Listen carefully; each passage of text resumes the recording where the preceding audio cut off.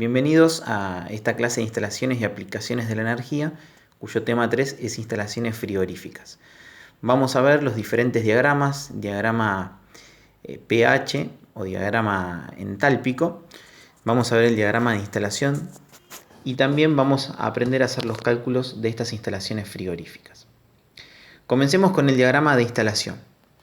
En este vemos los 4 componentes principales de un ciclo frigorífico, en el cual tenemos un compresor, un condensador, una válvula de expansión y un evaporador. Estos 4 componentes son los básicos que componen un circuito frigorífico.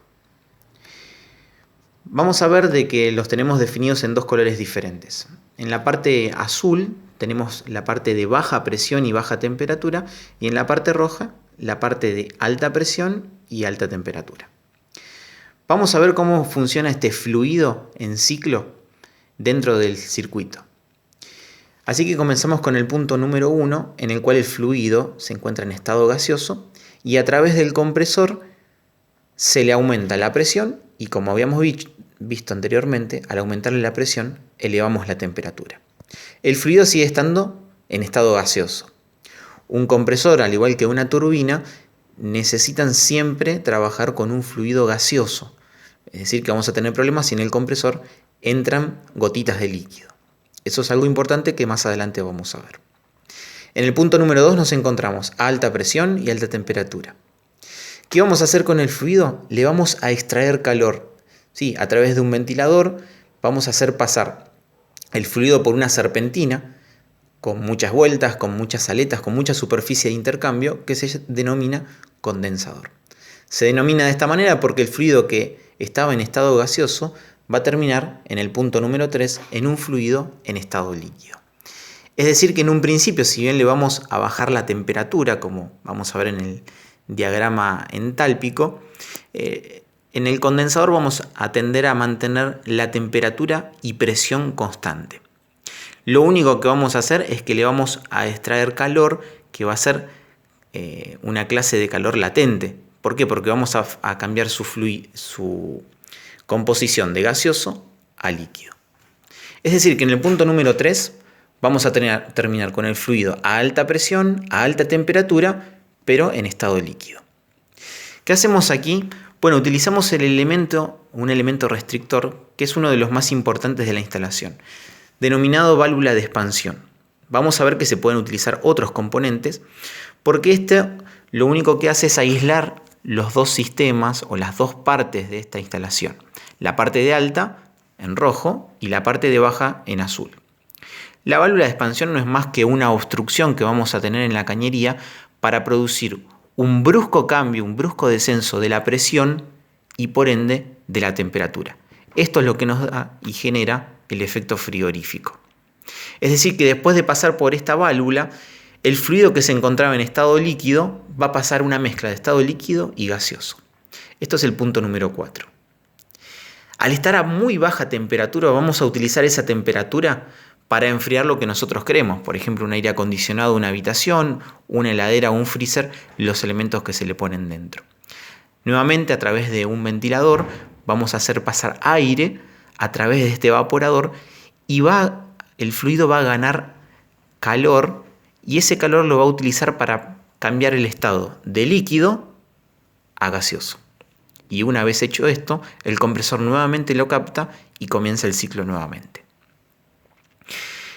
Para entenderlo un poco mejor, vamos a ir al diagrama pH o diagrama entálpico, en el cual tenemos en este eje la presión y en este eje la entalpía H. Para entenderlo un poquito mejor, aquí tenemos cómo se comporta este diagrama. Como las presiones se encuentran en este eje, todos los elementos de presión constante van a estar en líneas horizontales. La entalpía, que es una forma de expresar la energía, vamos a encontrar todos los puntos isoentálpicos o de igual entalpía en líneas verticales. ¿Qué pasa con otras características, otras cualidades del fluido? Bueno, su temperatura va a variar según las líneas azules. Es decir, que van a tener esta curva, se va a hacer horizontal cuando entra dentro de la campana y va a tender a tener esta otra curva al salir. Las temperaturas descienden en este sentido, es decir que esta va a ser una temperatura mayor que la que tenemos en este punto. Todos los puntos que se encuentren sobre estas líneas tienen igual temperatura. Por eso son curvas de temperatura constante. Mientras que la entropía, que habíamos visto en el diagrama TS, S de entropía, en este diagrama las encontramos como rectas que tienden hacia la parte derecha. Estas son rectas isoentrópicas, es decir, de entropía constante. Ahora sí vamos a referir los 4 puntos del diagrama de instalación en este diagrama pH. Lo podemos ver aquí.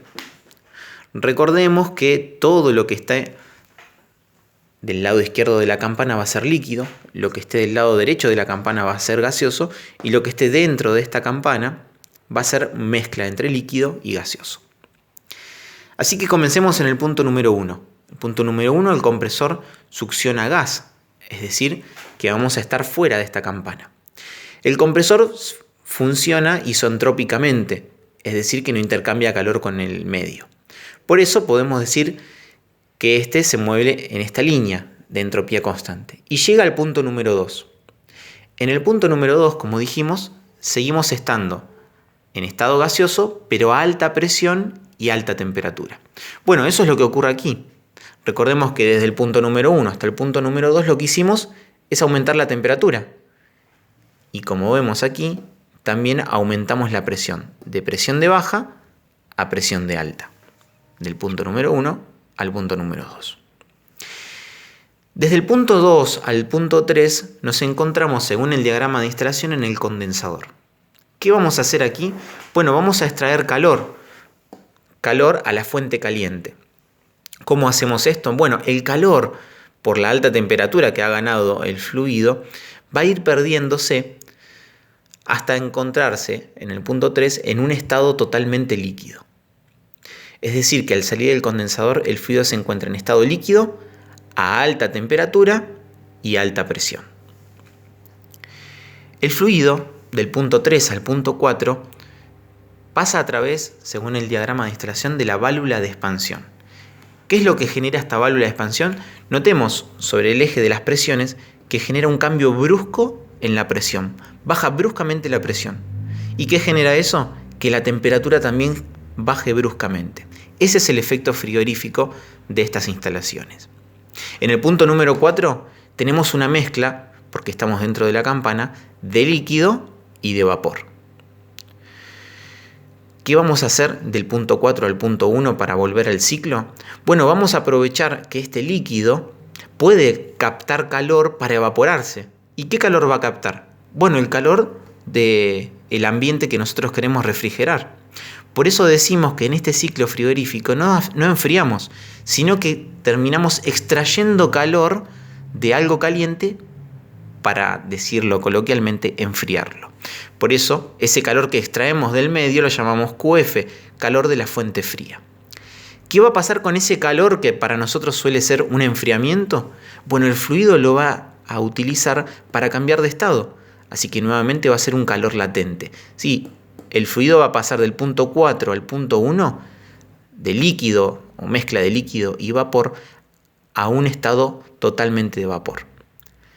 Vapor a baja presión y a baja temperatura. Y ahí nuevamente el compresor lo capta para comenzar nuevamente el ciclo.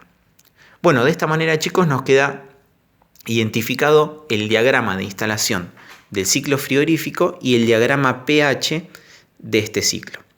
En una clase siguiente vamos a ver en detalle cómo se comporta el fluido en el diagrama pH y vamos a ver diferentes variaciones de este mismo.